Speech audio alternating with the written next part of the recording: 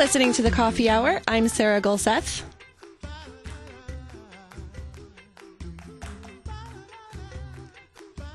You're listening to The Coffee Hour. I'm Sarah Gulseth. And Andy is not here. He decided to take the day off today. So I'm in studio on my own today, but it is Reformation. And we have a very exciting thing to talk about today, which is fine art and the Reformation. So we'll get to that in just a second. Thanks to Concordia University, Wisconsin for your support of the Coffee Hour.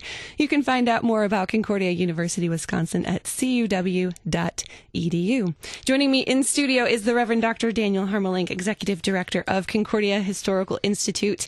Thanks for joining me today, Dr. Harmelink. Good morning, Sarah. Happy Friday. It is great to have you with me in studio. And Reformation Day is just around the corner, so you may begin to celebrate now. Yes, we have a lot of red going on in the International Center today. It's kind of odd because normally Reformation happens most often it happens on a weekday, and so we get Reformation observed on Sunday, but this year it's backwards because Reformation is on Sunday, so we have Reformation Day observed in the building today. So even now, people are carving Martin Luther pumpkins. Yes. Exactly. So the Concordia Historical Institute does a lot of exhibits with a lot of our historical artifacts from Lutheran Church Missouri Synod and Lutheran history in general. Our official title is the Department of Archives and History of the Lutheran Church Missouri Synod, and we're about all things about Lutheran history in North America. So we not only want to preserve that, right? We want to keep that, for future generations, but we also want to share that with as many people as possible. So we're getting all excited about an exhibit that's open to the public, and we'd love to have you and the audience come and see these fine art pieces that tell the story of the Reformation. Yes, and it's very exciting. I have a sneak preview of this exhibit, and I love art, so this is especially exciting for me to be able to look through all of this. What kind of exhibits has CHI done in the past to celebrate the Reformation? We had one in 2017, and that was telling the story of the Reformation with vintage books and coins and medals of the Reformation. It's a visual thing, right? So the books are often illustrated, even in the 16th century. They have woodcuts in them. The coins and medals, I make the case that coins and medals are not only collecting because, people collect gold coins just for their gold value, but there's Reformation coins. There are more coins of Martin Luther than any other person in history. Wow. People don't know that. And that's because in the Lutheran Church, we use art to give witness to our faith. We don't create, for example, a church building and the inside looks like an empty shoebox. We use the artistic skills that God has given artists and architects and sculptors and all that, stained glass, and we tell our story, the story of the gospel in art, not only for our own benefit, but for the world's benefit. So the Reformation in 2017, we had an exhibit about that. And so, it's a couple of years later. It's after, COVID's kind of winding down, so people are kind of itching to get out of the house. And I think this is another good opportunity to kind of reconnect with the history of the church through these pieces of fine art. What kinds of items does CHI have that celebrate the history of the Reformation? Because you've done several exhibits, you have all kinds of artifacts there. What kinds of things do you have? So at CHI, our main bread and butter are documents, published works. We've got millions and millions of files on church leaders in the Lutheran Church, the history of the Lutheran Church, but we also have artifacts. And these sometimes, missionaries, they do service around the world and then they bring back artifacts about their missionary life. We also have pieces of furniture. For example, some of the early churches in Perry County, we have some of their like a baptismal font or something like that. But, that's really limited. When people call and say, hey, our church is closing, we want you to take the stained glass windows, that's a kind of a heavy lift. And Right. and my thing is, we want to use these artifacts, these historical artifacts. If we don't share them, then what good are they? So our mission is not take these historic things, put them in a time capsule, and bury them in the backyard. That's not what we do. We share them in a responsible way with as many people as are interested in them. So this exhibit, it draws from the fine art that we also have in our collection. And again, they're kind of sitting in the dark because we don't want the light to, damage the artwork. So I think the artwork's very happy to be out in the public again. But this will be open. It opens on the 12th of November.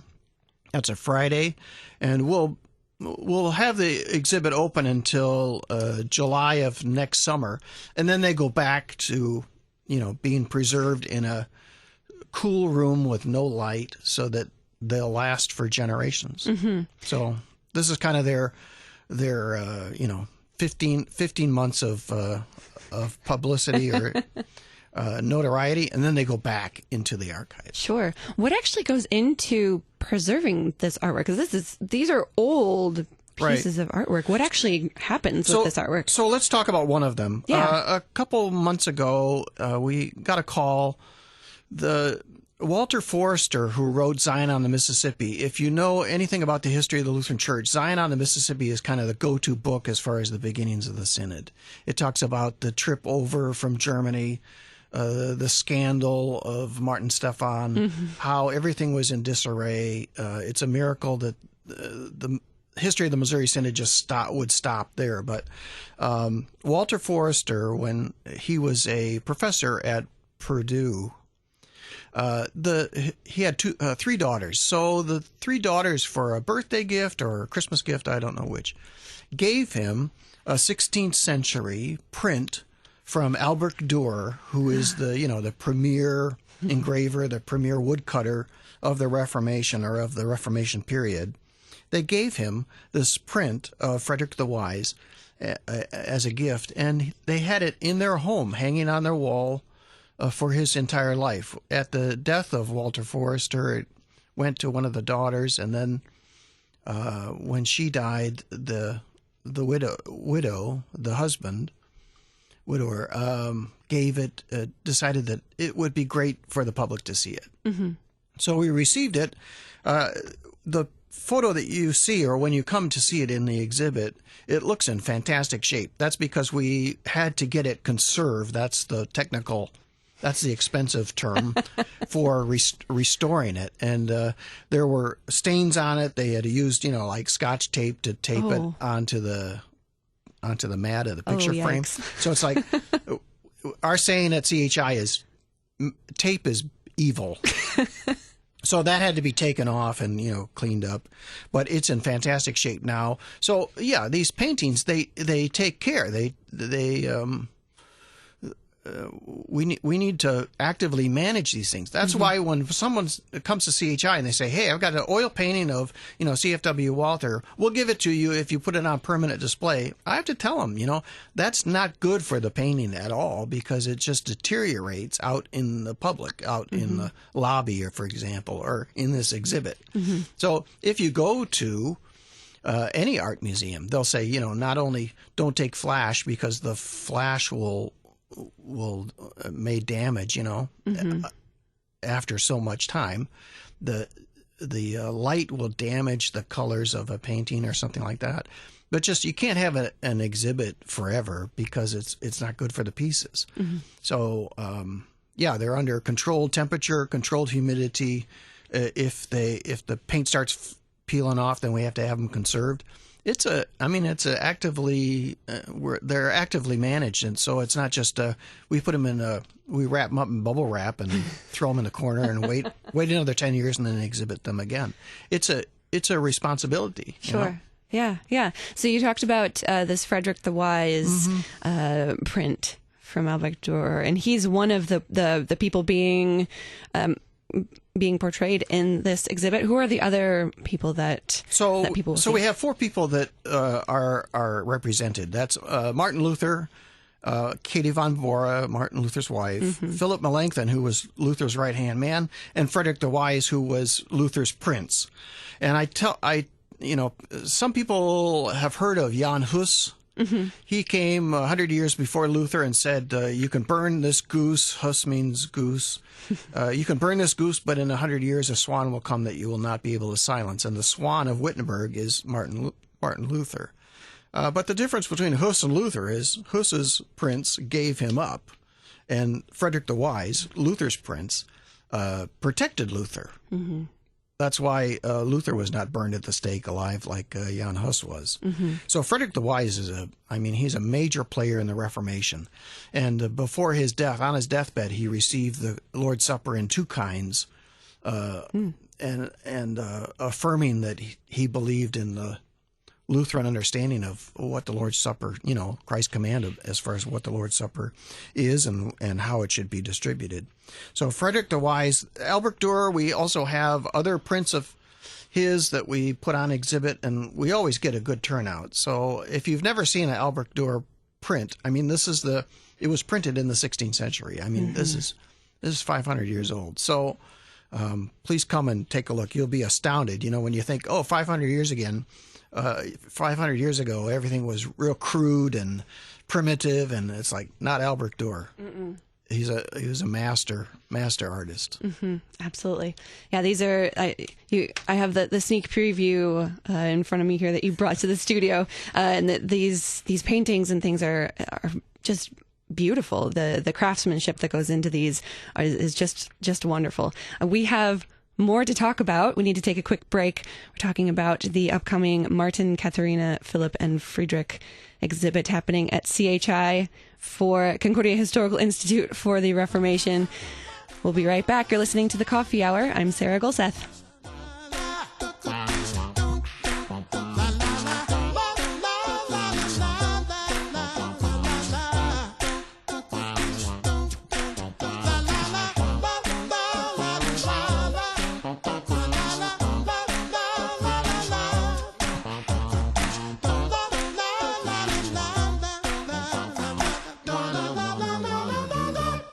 Have you ever picked up a copy of the Book of Concord and been overwhelmed by it? There's a whole bunch of difficult names and documents and apologies and formula of concords and epitomes, and before you know it, you don't even know where you are in the book. Well, if you've had this question, you'll be interested in picking up the October issue of the Lutheran Witness, your reader's guide to the Book of Concord. To subscribe, visit cph.org/witness or learn more on the Lutheran Witness website, witness.lcms.org. The Lutheran Witness, helping you interpret the world from a Lutheran perspective. Did you know that there are over 18,000 archived episodes of shows and podcasts on kfuo.org? You can explore them all by using the search feature on our homepage. Just click on the magnifying glass in the upper right-hand corner of kfuo.org and enter in any keyword, like a book of the Bible or name of a host or guest, and then browse all of our shows relating to that topic. kfuo.org. Christ for you. Anytime and anywhere.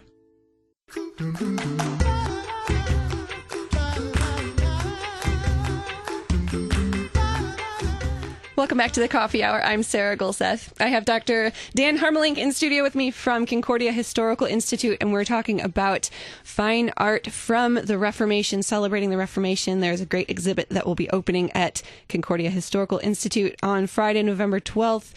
Fine art of Martin Luther, Katharina von Bora, Philipp Melanchthon, and Friedrich the Wise. Great stuff. We talked about one of the pieces of art that you'd be able to see, the Albrecht Dürer print. There's another one in this sneak preview that I have in front of me that is all made up of words. Can we talk about this one? Yeah, so Sarah, you're going to the weird stuff. So I love the weird stuff. This is, there was one guy, and again, you can Google his name and you can see examples of his work. His name is Johann Michael Puchler, with an umlaut. So I don't know how you type that in. But anyway, he set upon this style of painting.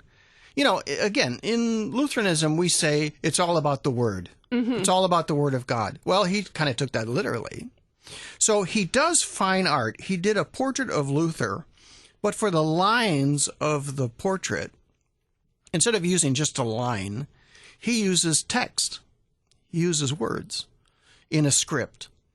So it's much more pleasing to the eye than you would think. But he uses, for example, he's got a full portrait of Luther holding the Bible, or maybe the Augsburg Confession.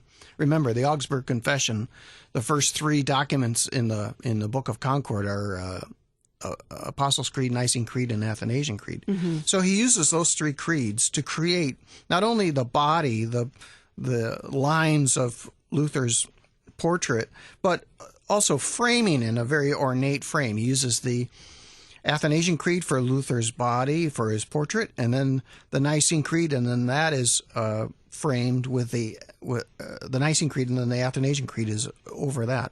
So this was a very stylistic way of portraying the Reformer. So he's done portraits, head portraits of Martin and Katie together, mm-hmm. again, using words from their writings or information about them. So this Pukler guy, it'd be fantastic if you could come and see this in person. It's just amazing. I don't know who did this, but A, they had more patience than I, and B, their eyesight was fantastic. To write in this, it's a very small piece, but here you've got all three creeds written out. You know, the whole creed is written out to form a portrait of Luther. It's incredible. That is amazing to have that kind of artistry, to be able to do that and make it legible too. You can actually read what these words are saying. I think that is so cool to bring the words of our creeds into this portrait of Luther. How many? So this is, as you said, it's a bit of an odd one out of the bunch. How many? It's distinctive. It's distinctive. There you go. That. I love it. I think it's really cool. How many portraits or pieces of Martin Luther are actually in this exhibit? Right. So we're limited by the size of the exhibit hall. And again, with the COVID stuff, we wanted to kind of spread things out. So we're limited to about 50 pieces.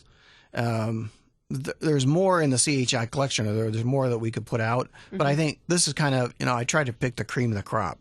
So we've got all 5 centuries represented in this, all the way back from Albert Dürer and Lucas Cranach. Again, when Luther was alive, Cranach, the painter in Wittenberg, had a monopoly. Only Cranach painted Luther portraits. So until the time of the death of Martin Luther, Cranach, if you wanted to buy a Luther painting, you had to contact the Cranach studio. So his son, who was kind of in charge during Luther's later life, at the time of the son's death, they said that he had painted 1,000 portraits of Martin Luther. Wow, that is amazing. In the 16th century, there were more portraits of Martin Luther painted than any other person in the 16th century. It was just incredible. And some of these, again, these paintings are not only, that's nice looking, but it's what does it communicate, right? What does it educate? What does it confess? So there were not only portraits of Luther solo with his doctor's hat, but very quickly after his marriage, there were paintings, usually 2 portraits that were a pair of Martin and Katie, or Martin and Philipp Melanchthon, to show his friendship with these other people. And the quality of some of these is just outstanding. So Katie von Bora is also well represented in this exhibit. She's a big person in the Reformation, and the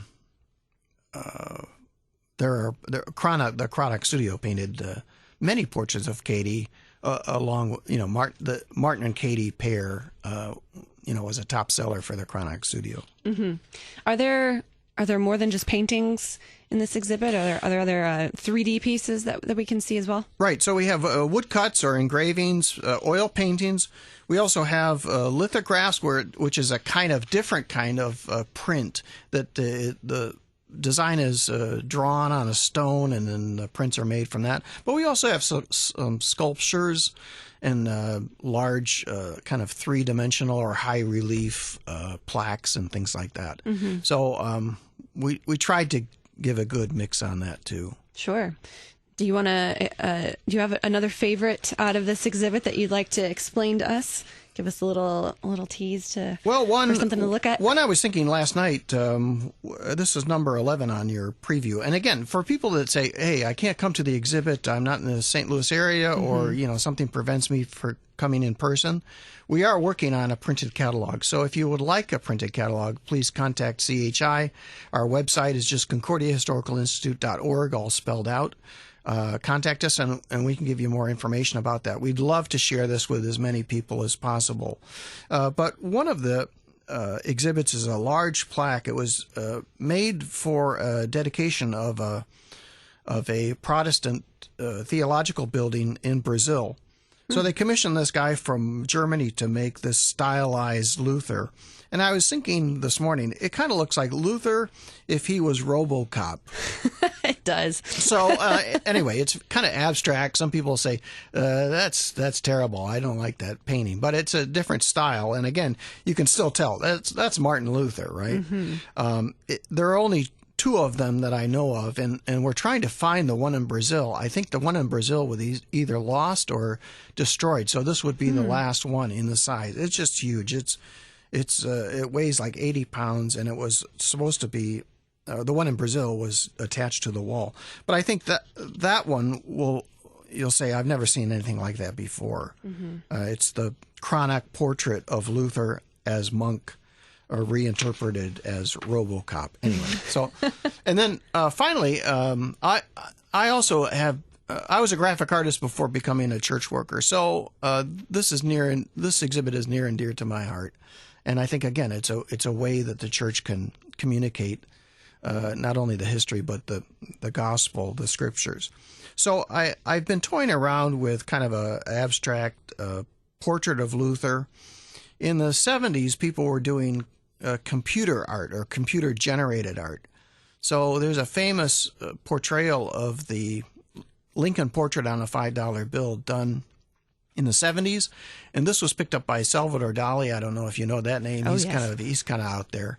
But anyway, he took that and actually painted in using this kind of mosaic style a portrait of Abraham Lincoln. And again, even though it's completely abstract, if you walk far enough away, you'll say, "Oh, that's Abraham Lincoln." So I tried to do the same thing with Martin Luther. I mean, the chronic painting of Martin Luther is so iconic that I think it's very easy to kind of step back and say, "Oh, that's Martin Luther," right? So I tried to say, what is the most abstract you can get as far as a pixelated or a tilized portrait of Luther and still make it recognizable as Martin Luther. So there's all kinds of different styles in this exhibit, and hopefully people will be walking away saying, "Oh, there were two in there that really communicated the history of the Reformation to me." That's my prayer. Yeah. What do we learn through visual arts and seeing these images of the Reformers that we may not get reading books about the history of the Reformation? Right. So I think these portraits show the humanity. I mean, these were real people, right? And even though some of the portraits have been stylized, or it's Luther as the perfect hero or something like that, you still see in these portraits Luther the man. And again, in the Lutheran Church we don't worship these saints of the past, but we do thank God for them, despite all of their weaknesses and mistakes and mess ups and foibles and all of that. And I think the humanity of these of Martin and Katie and Philipp and Friedrich the Wise comes through in these visual art. You can read a book like this Andrew Pedigree book on Brand Luther that was real popular in 2017, and you can get an idea. But for me, it's like the visual arts have their place too.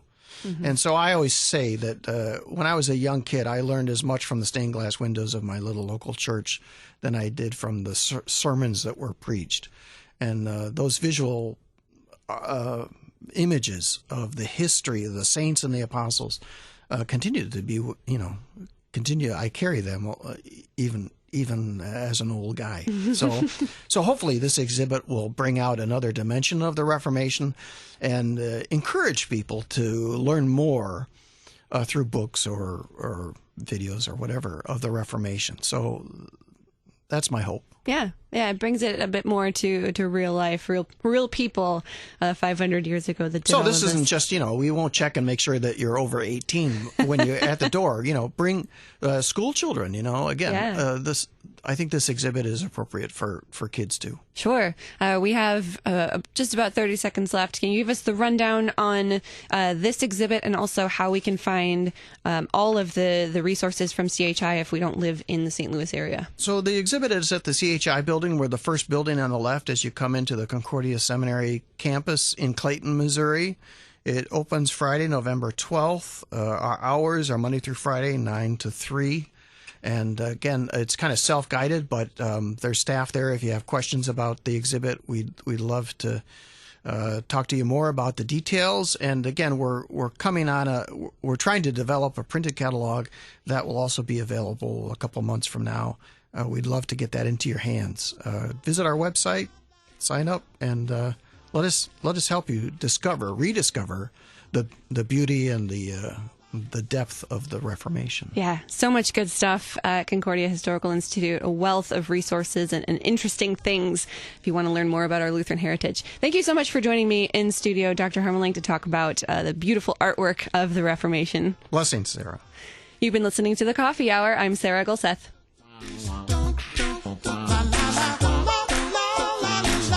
The Coffee Hour with Andy and Sarah is a production of KFUO. To support the Coffee Hour and KFUO Radio, visit KFUO.org. You can also text KFUO to 41444 or send an email to gifts@KFUO.org. And you can call us at 800-844-0524. KFUO. Christ for you, anytime, anywhere.